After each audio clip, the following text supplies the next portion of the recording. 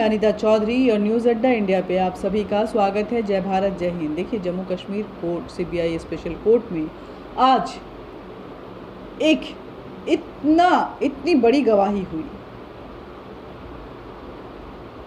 इतना बड़ा खुलासा हुआ कि उसने 1989 में हुए एक अपहरण कांड से सारे पर्दे उठा दिए। और कितनी बड़ी साजिश थी जिसमें इस देश का गृह मंत्री और उसकी बेटी शामिल थी, उससे पर्दे खोलनी शुरू कर दी हैं।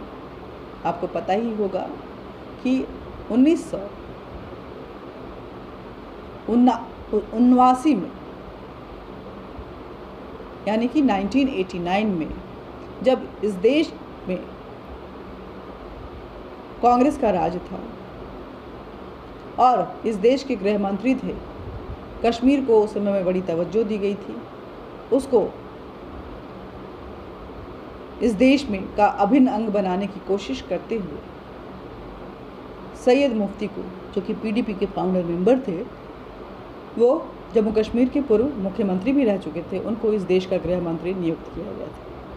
और उसके बाद जो हुआ वो इस देश की सुरक्षा में बहुत बड़ा सिंह। जम्मू कश्मीर में सबसे पहले आज जानते कि आज हुआ क्या।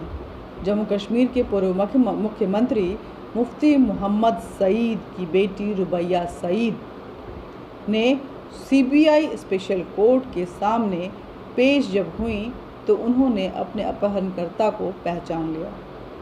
इतने सालों से वो नहीं पहचान पाए। लगभग 4 दशक बीत गए, लेकिन रुबैया अपने अपहरणकर्ता को आज तक नहीं पहचान पाई थी। लेकिन ना जाने क्या हुआ कि वो सीबीआई कोर्ट के सामने अब पहचानने लगी हैं। उन्होंने बताया कि JKLF प्रमुख यासिन मलिक और 3 अन्य व्यक्ति जिनका नाम लेते हुए उनको पहचानते, उन्होंने बताया कि इन लोगों ने हमारी किडनैपिंग की थी।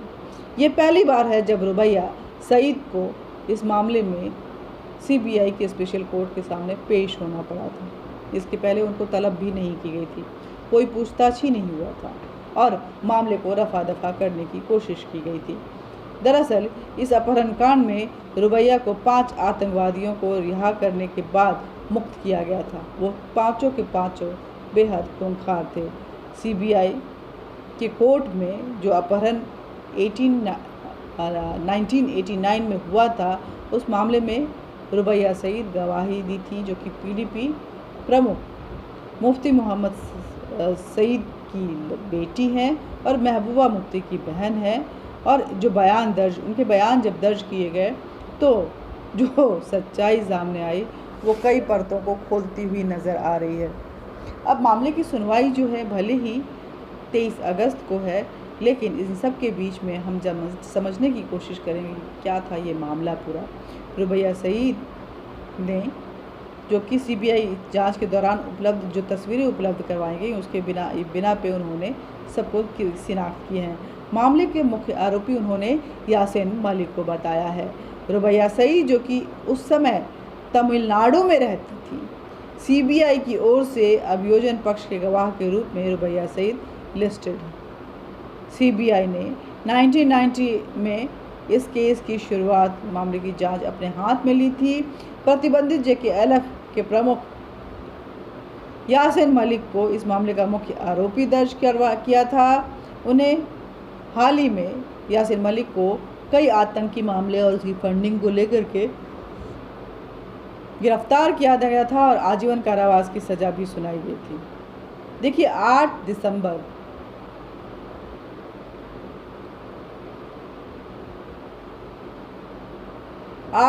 1989 में मुफ्ती मोहम्मद सईद की बेटी किडनैप हुई थी। 8 दिसंबर की वह तारीख थी जब VP सिंह को सत्ता संभालने हुए 1 हफ्ता भी नहीं बीता था। दोपहर 3 बजे मुफ्ती मोहम्मद सईद की बेटी रुबैया सईद अपनी पूरी ड्यूटी होने के बाद घर के लिए निकली थी। उस वक्त में MBBS पूरा करने के बाद वो श्रीनगर के अस्पताल में इंटर्नशिप कर रही थी। एक बस में सवार हुई जो लाल चौक से श्रीनगर के बाहरी इलाके नौगाम की तरफ जा रही थी। और बस में आतंकी पहले से ही सवार थे। जैसे ही बस चांदपुरा चौक के पास पहुंची, 3 आतंकवादियों ने बंदूक की नोक पर बस को रुकवा दिया। रुबैया सईद को नीचे उतारकर नीले रंग की मारुति कार में वो अपने साथ बैठाकर फरार हो गए। घटना के 2 घंटे बाद ही JKLF के जावेद मीर ने एक स्थानीय अखबार को फ़ोन करके पूरी इस घटना की जानकारी दी और कहा कि भारत के गृह मंत्री की बेटी का अपहरण हो गया है और इसकी जिम्मेदारी वो लेते हैं। इस खबर के साथ ही पूरे भारत में कोहराम मच गया। दिल्ली से श्रीनगर तक पुलिस से लेकर इंटेलिजेंस की बैठकें जो हैं वो शुरू हो गई थी। आतंकियों ने रुबैया को छोड़ने के लिए 7 आतंकियों को रिहाई करने की मांग की, लेकिन मध्यस्थता के कई राउंड होने के बाद कई द्वार खोले गए, फिर भी वो नहीं माने। अंत में 5 दिन बाद 8 दिसंबर से 13 दिसंबर की तारीख बीत चुकी थी।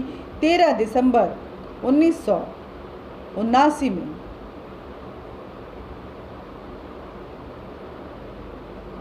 सुबह दिल्ली की ओर से 2 केंद्रीय मंत्री, विदेश मंत्री इंद्र कुमार गुजराल, फिर से एक बार बोल रही हूँ, इसको काट के फिर आगे लगाया जाए। 13 दिसंबर 1989 की सुबह दिल्ली के 2 केंद्रीय मंत्री, विदेश मंत्री इंद्र कुमार गुजराल और नागरिक उड्डयन मंत्री आरिफ मोहम्मद खान श्रीनगर पहुंचे। उनके साथ तत्कालीन राष्ट्रीय सुरक्षा सलाहकार MK नारायणन भी पहुंचे थे। तीनों फारूक अब्दुल्ला से मिले। जब यह अपहरण कांड हुआ था उस वक्त जम्मू कश्मीर में फारूक अब्दुल्ला मुख्यमंत्री थे और फिर 3 दिसंबर को 5 आतंकवादियों को रिहा कर दिया गया था। 3 दिसंबर की दोपहर तक सरकार और अपहरणकर्ताओं के बीच समझौता हो गया था। समझौते के तहत उस दिन शाम को 5 बजे 5 आतंकवादियों को रिहा कर दिया गया, जिसमें से कुछ ही घंटे बाद लगभग 7:30 बजे रुबैया सईद को भी सोनवर स्थित जस्टिस मोतीलाल भट्ट के घर में सुरक्षित पहुंचा दिया गया। रुबैया को उसी रात विशेष विमान से दिल्ली लाया गया। एयरपोर्ट पर मुफ्ती मोहम्मद सईद ने अपनी दूसरी बेटी महबूबा मुफ्ती के साथ मौजूद थे। उन्होंने रुबैया को गले लगाया। इस दौरान मुफ्ती मोहम्मद सईद कह रहे थे कि एक पिता के रूप में खुश हूँ, लेकिन एक नेता के रूप में कहना चाहूँगा कि ऐसा नहीं होना चाहिए था। और उसके बाद ये नाटकपूर्ण जो अपहरण था वो खत्म हो गया। तो आज रुबैया के इस एडमिशन से आप क्या समझते हैं कि क्या सच में रुबैया किडनैप हुई थी या एक महज एक नाटक था उन सभी खूंखार आतंकियों को छोड़ने के लिए? आखिर नेगोशिएशन में ऐसा क्यों किया गया कि मुफ्ती मोहम्मद सईद, जो कि PDP उस वक्त भी कट्टरवादी पार्टी मानी जाती थी, उनको होम मिनिस्ट्री ही दी गई? सारे इन्फॉर्मेशन लीक हो रहे थे। ये पूरा खेल रचा गया था, ये हम सभी जानते हैं। और इस खेल का मास्टरमाइंड कांग्रेस के नेता ही थे। इस पूरे प्रकरण में देश ने के कई सुरक्षा चौहद्दियों पे सेंध लगी और जिस बड़ी कामयाबी के साथ उन आतंकवादियों को गिरफ्तार किया गया था, एक झटके में ही उन्हें छोड़ दिया गया। इस घटना का मास्टरमाइंड अशरफ वानी था। उसे 31 मार्च 1990 को सुरक्षा बलों ने मुठभेड़ में मार गिराया था। Ashraf Jammu Kashmir liberation front party यानी कि JKLF से जुड़ा हुआ था। अपहरण से पहले उसने मुफ्ती के घर और अस्पताल की रेकी भी की थी। और अभी जो आतंकवादी छोड़े गए थे उस वक्त में, वो बताती हूँ। अब्दुल हामिद शेख, जो नवंबर 1992 को एक मुठभेड़ में मारा गया था, इसको उस वक्त छोड़ा गया था। गुलाम नबी भट्ट, इसको छोड़ा गया था। जावेद अहमद जरगार, इसको छोड़ा गया था। नूर मोहम्मद कलवल, इसको छोड़ा गया था। और अल्ताफ़ भट्ट को छोड़ा गया था। ये सभी खूंखार आतंकी थे। और इन खूंखार आतंकियों को छोड़ने के लिए उस वक्त के गृह मंत्री और कांग्रेस पार्टी के कुछ नेता जो है वो एक ऐसा षड्यंत्र रचे थे जिसमें गृह मंत्री की बेटी को बड़े ही नाटकीय अंदाज में किडनैप कर लिया जाता है और जब ये आतंकवादी छूट जाते हैं तो बहुत ही सुरक्षित तरीके से उस समय के जम्मू कश्मीर के जज के घर में छोड़ दिया जाता है। जय हिंद, जय भारत। इस पूरे प्रकरण पे उस दौर में को अगर याद करें तो आप क्या सोचते हैं, कमेंट बॉक्स में ज़रूर लिखिएगा। हमारे चैनल न्यूज़ अड्डा इंडिया को सब्सक्राइब कीजिएगा, बेल बटन दबाइएगा, नोटिफिकेशन आप तक पहुंचता रहेगा। वीडियो को ज़्यादा से ज़्यादा शेयर कीजिएगा। जय हिंद, जय भारत।